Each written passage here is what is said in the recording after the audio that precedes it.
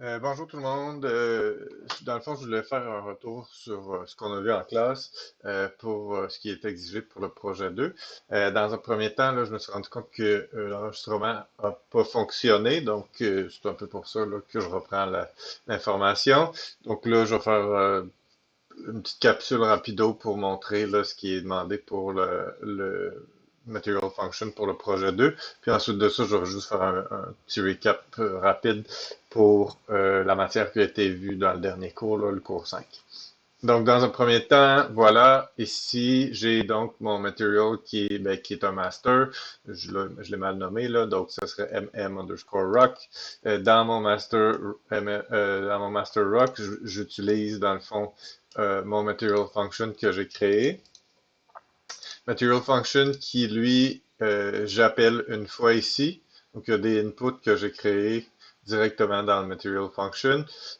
Ces inputs-là, donc, c'est un texture object pour euh, la normal map, parce que dans ce cas-ci, le node que j'ai utilisé, c'est World Align Normal. Donc, évidemment, si je veux que ça fonctionne, ça c'est ce que j'ai le, le Material Function. Donc, si je veux que ça fonctionne, ça me prend un Texture Object. Donc, j'ai nommé mon input en Texture Object pour m'en rappeler.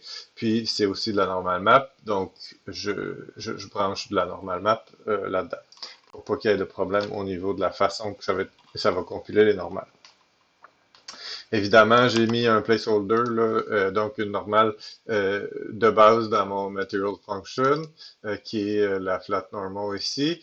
Puis, donc, ça me permet de, qu'importe où j'utilise mon master, je vais avoir accès sans que les liens soient brisés là, de mon matériau.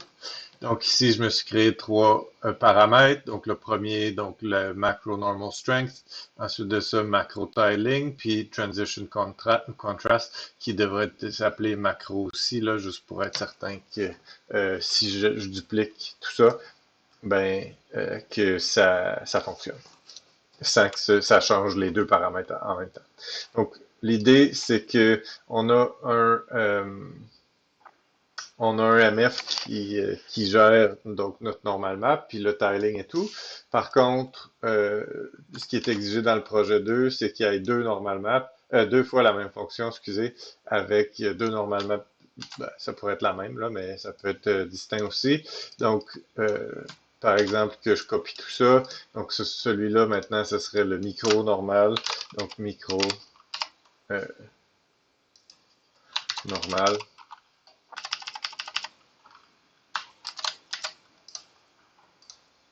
Ici, même chose.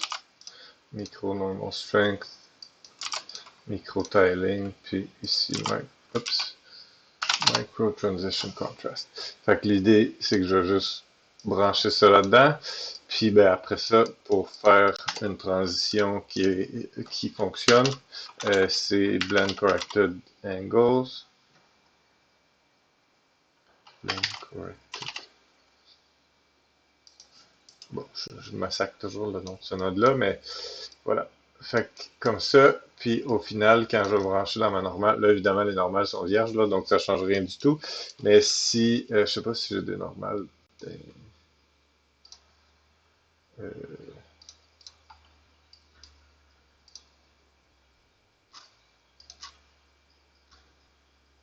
bon, j'en ai une ici.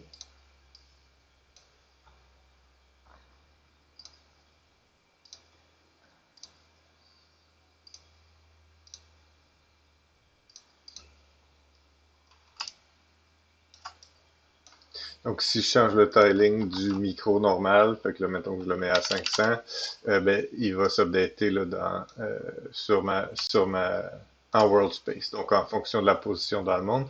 Puis c'est ça. Donc mon macro puis mon micro sont distincts. Puis donc avec mon material instance à la fin, ben je vais pouvoir avoir ces deux paramètres-là séparés, même si à la base c'est le même material function qui est appelé, qui gère tout ça.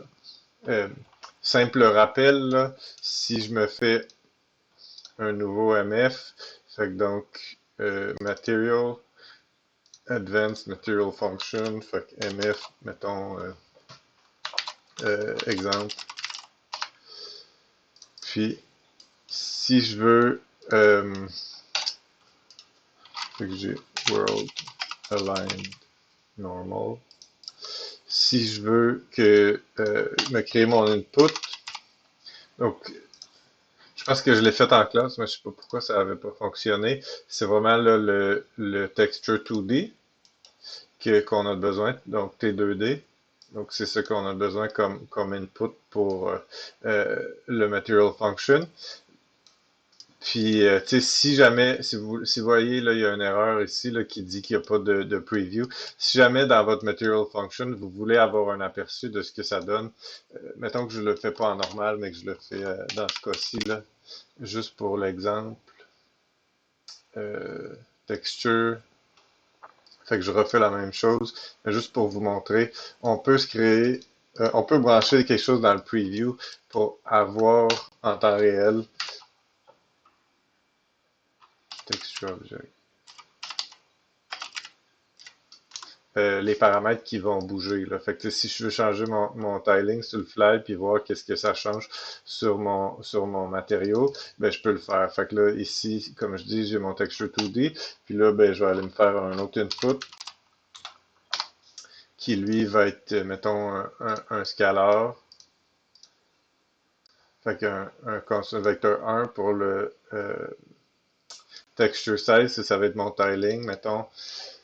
Puis là, je pourrais le mettre en. Techniquement, c'est un V3, là, mais quand j'ai un V1 dans un V3, ça fait 3 fois la même valeur. Donc, mon tiling va être répété de façon équitablement.